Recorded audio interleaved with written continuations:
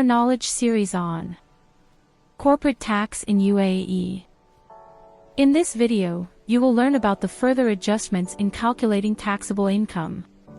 The video covers following important matters: certain adjustments in calculating taxable income, inclusion of realized and unrealized gains and losses, restatement of equity method of accounting with cost method, transfer within qualifying group, transfer to which business restructuring relief is applied, determining income for an unincorporated partnership, related parties and connected persons, adjustments for gains recognized on immovable property, intangible assets, financial assets and financial liabilities owned prior to first tax period, income from a qualifying investment fund, interest expenditure under general and specific interest deduction limitation rule. Introduction. In the previous videos, we have seen who is subject to corporate tax, what basis of taxation applies, and the adjustment of accounting profit to calculate taxable income. This video explains further adjustments required to calculate taxable income. As you are familiar now that the starting point to calculate taxable income is the profit before tax figure included in the statement of comprehensive income and then pass it through the required adjustments. Miscellaneous adjustments specified by the Minister. Under Article 20 Clause 2(I) of the Corporate Tax Law, following adjustments are required in profit before tax figure to calculate taxable income: inclusion of realized or unrealized gains and losses. Article 2.1 of Ministerial Decision No. 134 of 2023 mentions that the taxable income must be adjusted to include any realized or unrealized gains and losses that have been reported in the financial statements which will not subsequently be recognized in the statement of income, for example income that is recorded under other comprehensive income. Restatement of equity method of accounting with cost method of accounting. Article 2.2 of Ministerial Decision No. 134 of 2023 states that the taxable income must be adjusted to restate amounts which were calculated using the equity method of accounting with figures calculated using the cost method of accounting. Transfers within a qualifying group and business structuring relief. Under Article 4 and Article 5 of Ministerial Decision No. 134 of 2023, where there is a transfer of assets or liabilities between members of a qualifying group that is not a tax group, or where there is a transfer of assets or liabilities to which business restructuring relief applied, subsequent adjustments to taxable income are required. The transferee must make the following adjustments: in cases other than upon realization, to exclude any depreciation, amortization or other change in the value of an asset or a liability, to the extent that it relates to a gain or loss that arose to the transfer that has not been recognized as a gain or loss because it was a transfer between members of a qualifying group or a transfer to which business structuring relief applied, as the case may be. Upon the realization of an asset or a liability, to include any amount that has not been recognized which are stated above, and because of a no gain, no loss due to transfer between members of a qualifying group or because of the application of business restructuring relief, as the case may be. This will not applicable to an amount that arose prior to the most recent acquisition which were not a transfer at no gain, no loss within a qualifying group or any such amount to which business restructuring relief did not apply, as the case may be. Determining income for an unincorporated partnership. Under Article 6 of Ministerial Decision No. 134 of 2023, where the partners in an unincorporated partnership have applied for it to be treated as a taxable person, the partner's taxable income will exclude any income or loss which is recognized as taxable income of the unincorporated partnership. Any gains or losses on the transfer, sale, or other disposal of the interest of the taxable person in the unincorporated partnership, or part thereof, provided that the interest represents at least a 5% holding and meets all the other conditions to be a participating interest under Article 23 of the Corporate Tax Law. This requirement ensures that income is only subject to tax once and any loss is available for relief once. Unrealized gains and losses. An unrealized gain or loss arises where the book value of an asset held by a business changes in value and the asset has not yet been sold or transferred. For example, if an office building owned by a business is revalued and increases in value in the financial statements, the gain remains unrealized until that building is sold. If this unrealized gain or loss has been included in the accounting profit or loss, it will in the first instance be subject to corporate tax. However, a taxable person who prepares their financial statements on an accrual basis may choose to use realization basis for capital gains and losses and adjust the accounting profit or loss accordingly. Under Article 20 Clause 3 of the Corporate Tax Law, use of realization basis can be done by making one of the following two elections.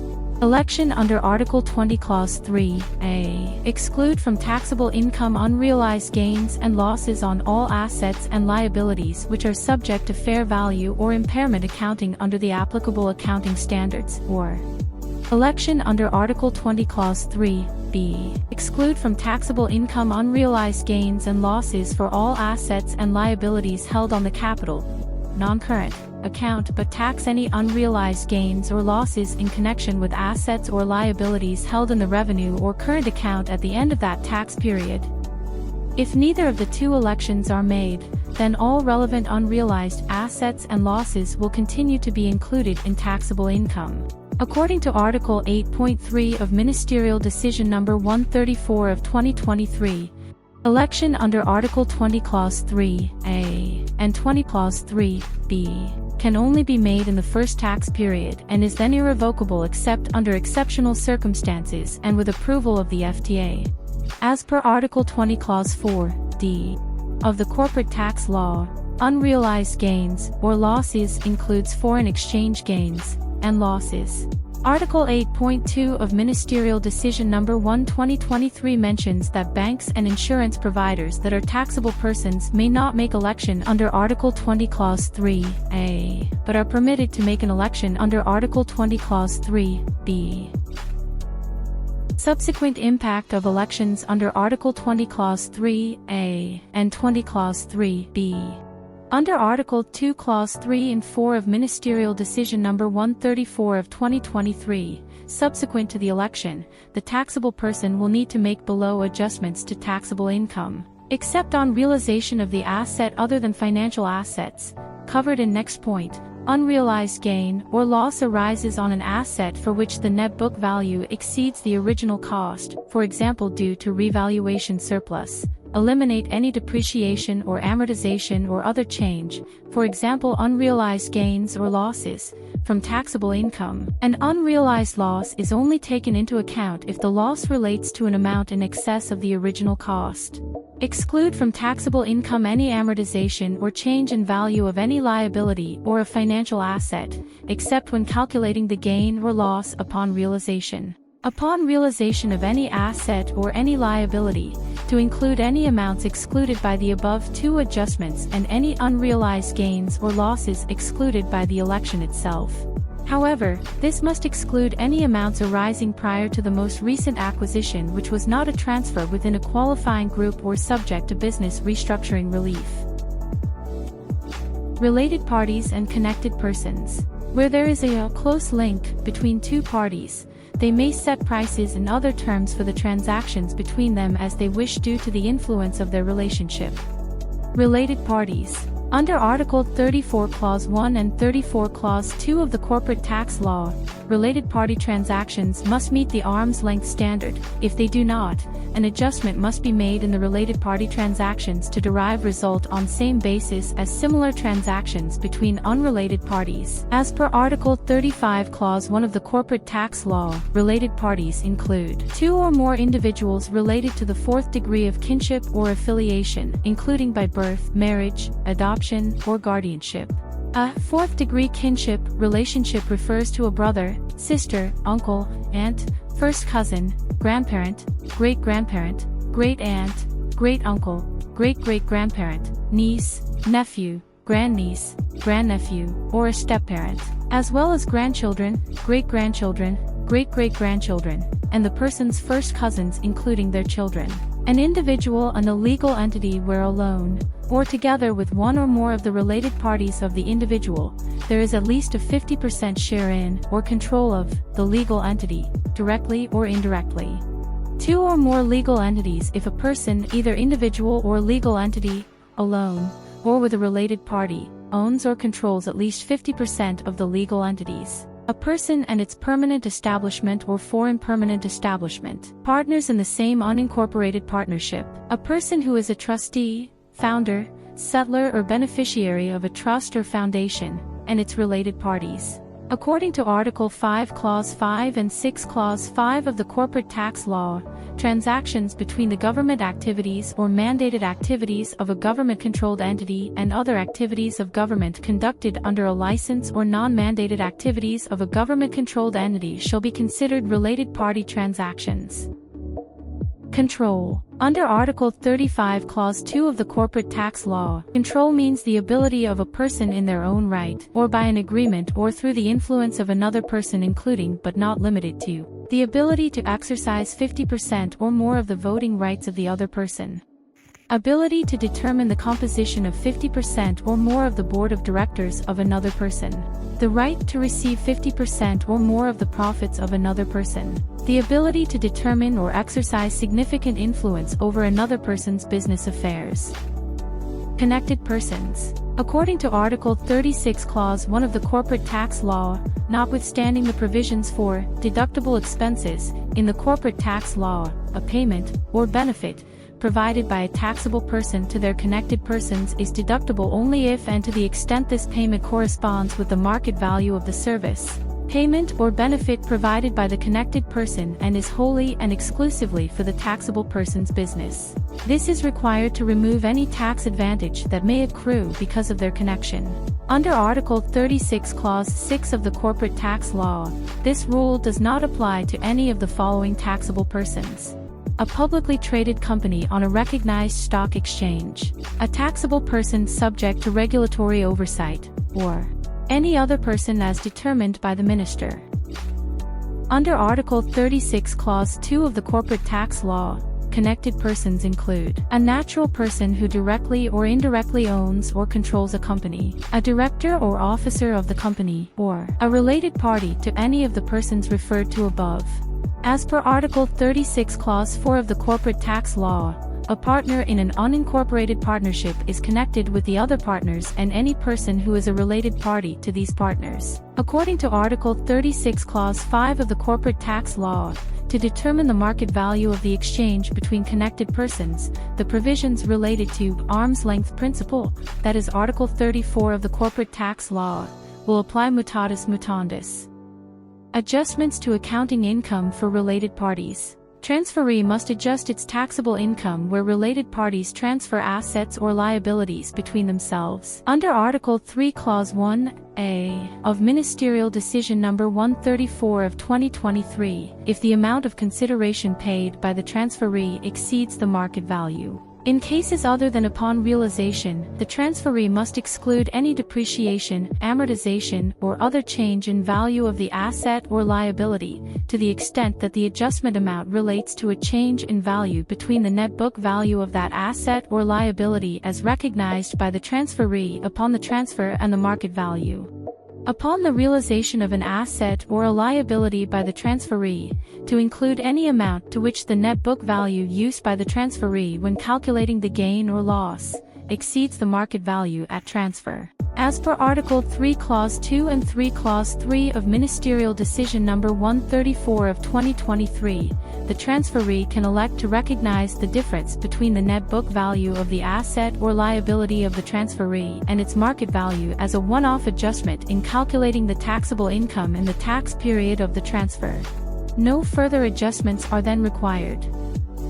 According to Article 3 Clause 3 of Ministerial Decision No. 134 of 2023, if the net book value of the asset or liability becomes equal to or less than the market value at transfer, or above-mentioned election is made, no further adjustments to taxable income are then required.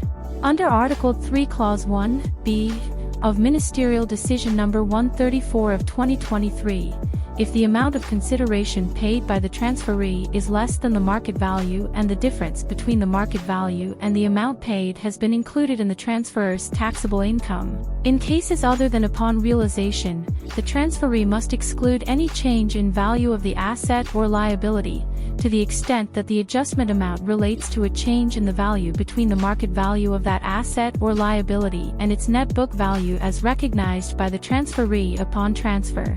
Upon the realization of an asset or a liability by the transferee, to reduce an amount of gain by the difference in the market value and the net book value at the time of transfer, other than any net amount that has not been included in the taxable income under the above clause. According to Article 3 Clause 4 of Ministerial Decision No. 134 of 2023, if the net book value of the asset or liability becomes equal to or higher than the market value, no further adjustments to taxable income are required. Adjustments for gains recognized on immovable property owned prior to the first tax period. Under Article 20 Clause 2(I) of the Corporate Tax Law and Article 2 Clause 1 and 5 of Ministerial Decision No. 120 of 2023 on the adjustments under the transitional rules, where a taxable person has immovable property that, prior to the first tax period, is owned by the taxable person, a member of the same qualifying group who acquired it in a no-gain, no-loss transfer, that is under Article 26 Clause 1 of the Corporate Tax Law, or a member of the same tax group who acquired it in accordance with Article 42 Clause 1 of the Corporate Tax Law, is measured in the financial statements on a historical cost basis, and is disposed of or deemed to be disposed of during or after the first tax period for a value exceeding the net book value, then the taxable person may elect to adjust the gain arising on disposal.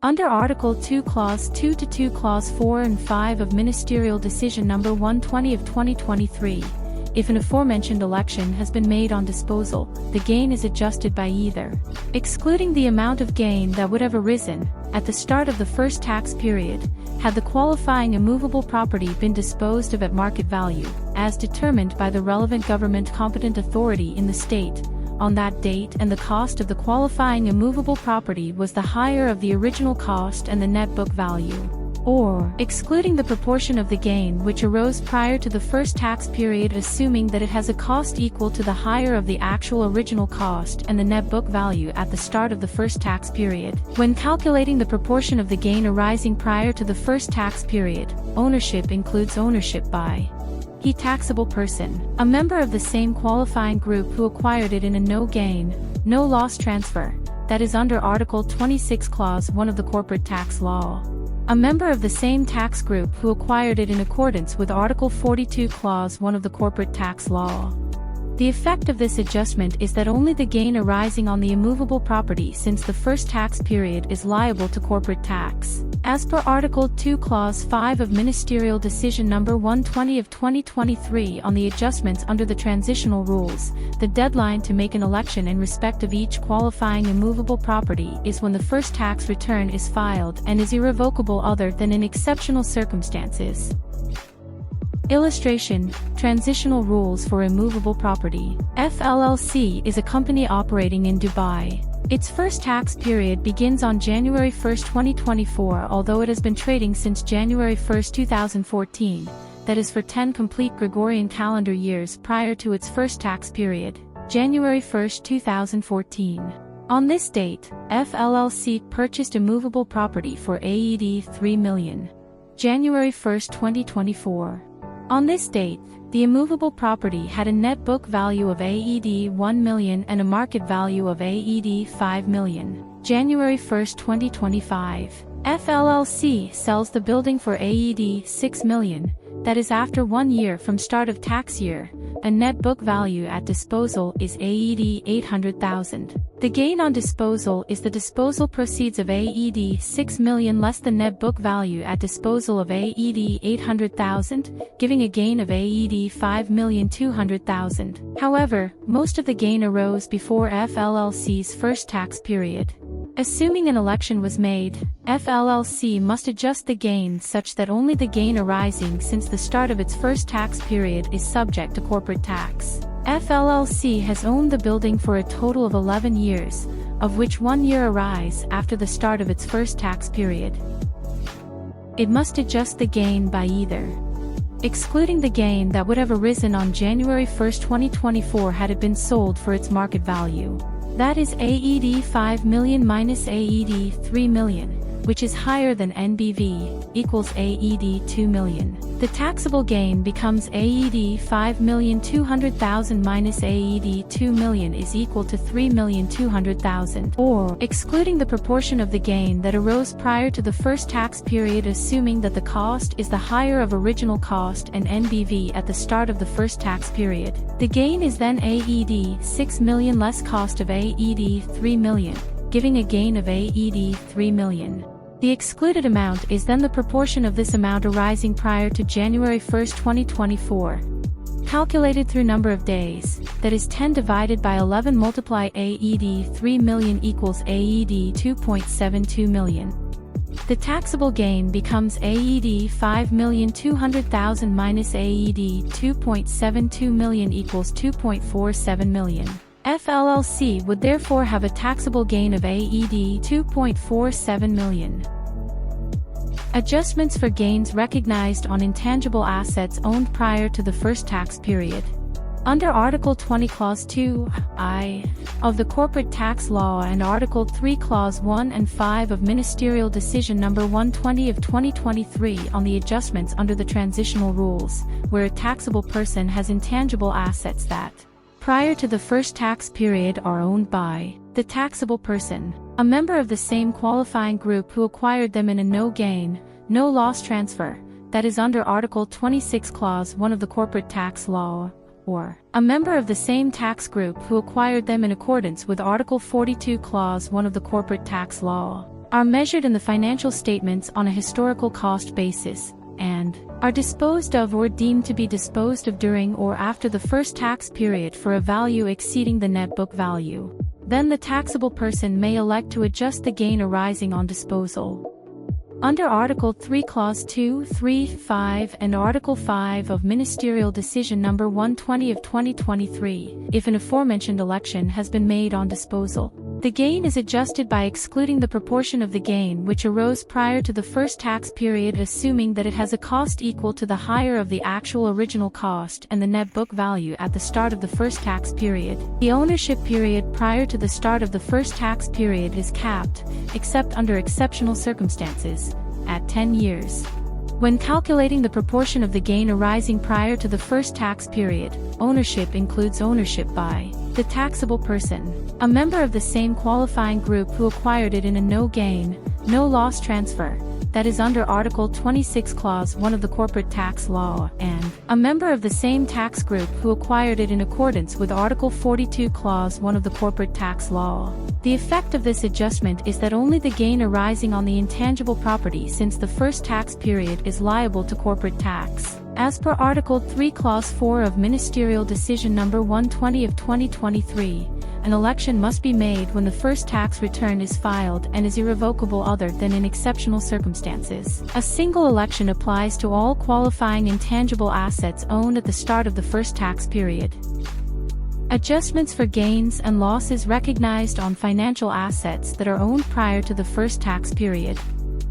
Under Article 20 Clause 2(I) of the Corporate Tax Law and Article 4, Clause 1 and 5 of Ministerial Decision No. 120 of 2023 on the adjustments under the transitional rules, where a taxable person has financial assets or liabilities that, prior to the first tax period, are owned by the taxable person, a member of the same qualifying group who acquired it in a no-gain, no-loss transfer, that is under Article 26 Clause 1 of the Corporate Tax Law, or a member of the same tax group who acquired it in accordance with Article 42 Clause 1 of the Corporate Tax Law, and are measured in the financial statements on a historical cost basis. Then the taxable person may elect to adjust the gain arising on disposal of the financial asset or liability. Under Article 4, Clause 2 of Ministerial Decision No. 120 of 2023, if an aforementioned election has been made on disposal, the gain or loss is adjusted by excluding the gain or loss that would have arisen at the start of the first tax period. Had the financial asset or liability been disposed of at market value on that date and the cost of the qualifying financial asset or liability was the net book value. The effect of this adjustment is that only the gain or loss arising on the intangible property since the first tax period is included in taxable income. As per Article 4, Clause 3 of Ministerial Decision No. 120 of 2023, the deadline to make an election is when the first tax return is filed and is irrevocable other than in exceptional circumstances. A single election applies to all qualifying financial assets or liabilities owned at the start of the first tax period. Income from a qualifying investment fund. Special rules apply to income received from a qualifying investment fund. The rules apply where the investment fund is qualifying, that is exempt from corporate tax under Article 10 of the Corporate Tax Law. Investment managers. As per Article 2 Clause 2a of Cabinet Decision No. 81 of 2023, on conditions for qualifying investment funds, where business or business activities of a UAE resident investment manager are attributed to a qualifying investment fund, the taxable income of the investment manager needs to be adjusted to include the income attributed to the investment fund.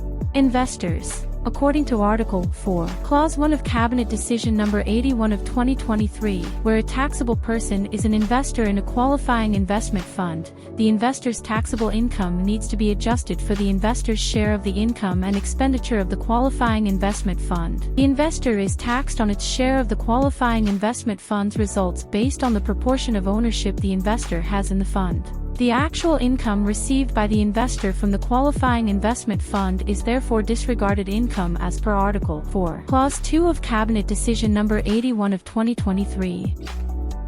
Interest expenditure. General Interest Deduction Limitation Rule. Interest cap. According to Article 30 of the Corporate Tax Law and Article 8 Clause 1 of Ministerial Decision No. 126 of 2023 on the General Interest Deduction Limitation Rule, where net interest expenditure exceeds AED 12 million, the amount of deductible interest is capped, which is known as the General Interest Deduction Limitation Rule. The interest cap is on net interest expenditure, that is interest expense less any interest income add any carried forward net interest expenditure that was disallowed in previous tax periods. Under Article 30 Clause 1 of the Corporate Tax Law and Article 8 Clause 2 of Ministerial Decision No. 126 of 2023, the interest cap restricts the deduction for net interest expense to the higher of AED 12 million, 30% of EBITDA. Article 30 Clause 4 of the Corporate Tax Law states that the interest expenditure may be carried forward and deducted in the subsequent 10 tax periods in the order the interest was incurred and will count towards the 30% of EBITDA limit. As per Article 8 Clause 3 of Ministerial Decision No. 126 of 2023, the AED 12 million de minimis limit is for a 12-month period. The de minimis limit must be adjusted proportionately for a tax period of more or less than 12 months. The Minister may issue a decision for calculating the interest cap for taxable persons required to prepare consolidated financial statements. EBITDA calculation. Under Article 9 of Ministerial Decision No. 126 of 2023, EBITDA is defined as earnings before the deduction of interest, tax, depreciation and amortization. EBITDA is the greater of 0 or taxable income, calculated in accordance with Article 20 of the Corporate Tax Law and its implementing decisions, with the addition of net interest expenditure, depreciation and amortization expenditure deducted. Any interest income or expenditure relating to historical financial assets or liabilities held prior to December 9, 2022, which is Corporate Tax Law promulgation date. As per Article 9 Clause 2 of Ministerial Decision No. 126 of 2023, interest income and interest expenditure in relation to qualifying infrastructure projects, that is those exempted under Article 14 of Ministerial Decision No. 126, are excluded from EBITDA for the purpose of the General Interest Deduction Limitation Rule.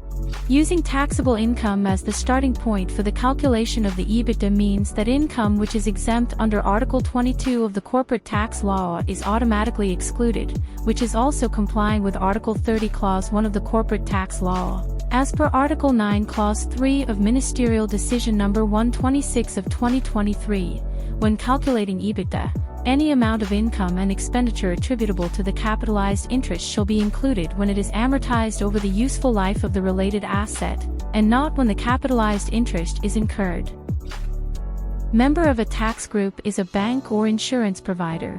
As per Article 30 Clause 6 of the Corporate Tax Law, natural persons, banks, insurance companies, and any other taxable person as determined by the minister are exempt from the interest cap. Article 12 Clause 5 of Ministerial Decision No. 126 of 2023 mention, if a member of a tax group is a bank or insurance provider, then their income and expenditure is ignored when calculating the total net interest expenditure and total EBITDA of the tax group for the purposes of the interest cap. Independent business of an exempt person. According to Article 13 of Ministerial Decision No. 126 of 2023, government entities, government-controlled entities, extractive businesses, and non-extractive natural resource businesses that are exempt persons must still apply the general interest deduction limitation rule to any taxable business or business activity that they operate. Qualifying infrastructure projects exempt from the general interest deduction limitation rule. Article 14 Clause 1 of Ministerial Decision No. 126 of 2023 states that the net interest expenditure incurred by a qualifying infrastructure project person in relation to a qualifying infrastructure project is not subject to the general interest deduction limitation rule. Under Article 14 Clause 2 of Ministerial Decision No. 126 of 2023, a qualifying infrastructure project person is a resident person and is responsible for the provision, maintenance or operation of a qualifying infrastructure project, or carries on any other activity that is ancillary to, or facilitates the provision, maintenance or operation of a qualifying infrastructure project. Under Article 14 Clause 3 of Ministerial Decision No. 126 of 2023, a qualifying infrastructure project is a project that meets all of the following conditions: is exclusively for the public benefit of the UAE, is exclusively for the purposes of providing transport, utilities, education, healthcare or any other service within the UAE as may be specified by the minister. Its assets may not be disposed of at the discretion of the relevant qualifying infrastructure project person. The assets provided, operated or maintained by the project should last, or be expected to last, not less than 10 years, or another period as may be specified by the minister. All its assets must be situated in the UAE's territory. All its interest income and interest expenditure must arise in the UAE. It satisfies any other conditions that may be prescribed by the minister. Historical financial liabilities, exempt from the general interest deduction limitation rule. Under Article 11 Clause 1 of Ministerial Decision No. 126 of 2023, interest is excluded from the interest cap, that is, it is deductible in full, if it relates to a debt instrument or other liability for which the terms were agreed prior to December 9, 2022, which is corporate tax law promulgation date. Any contract entered into before or after December 9, 2022 which is designed to reduce the interest rate risk, that is hedging, on the above-mentioned debt instrument or other liability. Under Article 11 Clause 4 of Ministerial Decision No. 126 of 2023, the net interest expenditure attributable to historical financial liabilities is allowable in full and is the lower of the net interest expenditure arising on the debt instrument or other liability in the tax period, or the net interest expenditure that would have arisen on the debt instrument or other liability in the tax period if the terms of the contract as of December 9, 2022 had been used to calculate the amounts due or payable. Participating interests. Article 10 Clause 3 of Ministerial Decision No. 116 of 2023 on the participation exemption states that the interest expenditure incurred in relation to the acquisition and subsequent holding of a participating interest is deductible, subject to the general interest deduction limitation rule.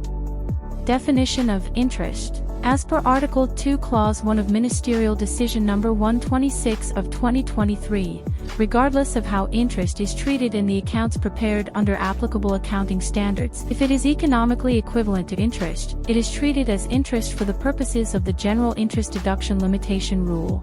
Under Article 2 Clause 2 of Ministerial Decision No. 126 of 2023, interest, for the purposes of the general interest deduction limitation rule includes the interest component of performing and non-performing debt instruments. Interests held in collective investment schemes that primarily invest in cash and cash equivalents, collateralized asset-backed debt securities and similar instruments. Agreements for the sale and subsequent repurchase of some security at a future date at an agreed-upon price. Stock lending and similar agreements for the disposal of a security subject to an obligation or right to reacquire the same or a similar designated security. Securitizations and similar transactions involving the transfer of assets in exchange for the issuance of securities that entitle the holder to proceeds generated from these assets. Lease or hire purchase arrangements where all the risks and rewards incidental to the ownership of the underlying asset have been substantially transferred to the lessee. Factoring and similar accounts receivable purchase transactions. Under Article 3 of Ministerial Decision No. 126 of 2023, amounts incurred in connection with raising finance are considered interest for the purpose of General Interest Deduction Limitation Rule. Such amounts include, but not be limited to, guarantee fees, arrangement fees, commitment fees, any other similar fees, interest component on forward contracts, futures contracts, options, interest rate and foreign exchange swap agreements or any other financial derivative instruments used to hedge risks directly connected with the raising of finance. As per Article 4 of Ministerial Decision No. 126 of 2023, interest equivalent component of Islamic financial instruments shall be treated as interest for the purpose of the General Interest Deduction Limitation Rule. Under Article 5 of Ministerial Decision No. 126 of 2023, following amounts shall be considered interest for the purpose of General Interest Deduction Limitation Rule, and this includes both expenditure in relation to the finance cost element and income received therefrom, finance element of finance lease payments as documented in the accounts of a taxable person prepared in accordance with the accounting standards, finance element of non-finance lease payments. Finance element is the share of any lease payment that is in proportion to the share of the total cost of the lease as attributable to the total finance element. Total finance element is the total cost of the lease agreement less the value of the leased asset recognized on the date the lease was entered into, less the expected depreciated value of the leased asset at the end of the lease. This shall be determined in accordance with the accounting standards and in accordance with the accounting policy of the taxable person in the year in which the lease was entered into, unless the terms of the lease are amended. In such case, the values shall be recalculated as if a new lease was entered into at the date of that amendment. According to Article 6 of Ministerial Decision No. 126 of 2023, all foreign exchange gains and losses accruing from interest are considered to be interest. As per Article 7 of Ministerial Decision No. 126 of 2023, where interest is capitalized in the accounts in accordance with applicable accounting standards, income and expenditure attributable to the capitalized interest amount is also subject to the General Interest Deduction Limitation Rule. Interest expenditure, specific interest deduction limitation rule. Under Article 31 Clause 1 of the Corporate Tax Law, no deduction is allowed for interest expenditure incurred on a loan obtained, directly or indirectly, from a related party in relation to any of the following transactions: dividend or profit distribution to a related party, redemption, reduction or return of a share capital to a related party, capital distribution to a related party, and acquisition of a person who is to become a related party, following the acquisition. Article 31 Clause 2 of the Corporate Tax Law states that the above limitation does not apply if the taxable person is able to demonstrate that the loan or transaction was not carried out to gain a corporate tax advantage. According to Article 31 Clause 3 of the Corporate Tax Law, no corporate tax advantage is deemed to arise where the related party is subject to corporate tax or a tax of a similar character under the applicable legislation of a foreign jurisdiction on the interest at a rate not less than 9%. This ends our video session. Subscribe to our channel, and click on notification icon to stay tuned to the series of valuable material that will cover all aspects of the UAE corporate tax. Our partner is available for free consultation who is holder of FTA-approved UAE corporate tax qualification. His contact details are provided here. Visit finexcel.ae. Navigate to our clients and testimonials webpage to see more clients' review on our services and our major clientele. Contact us for more detail. FinExcel. We create value that matters.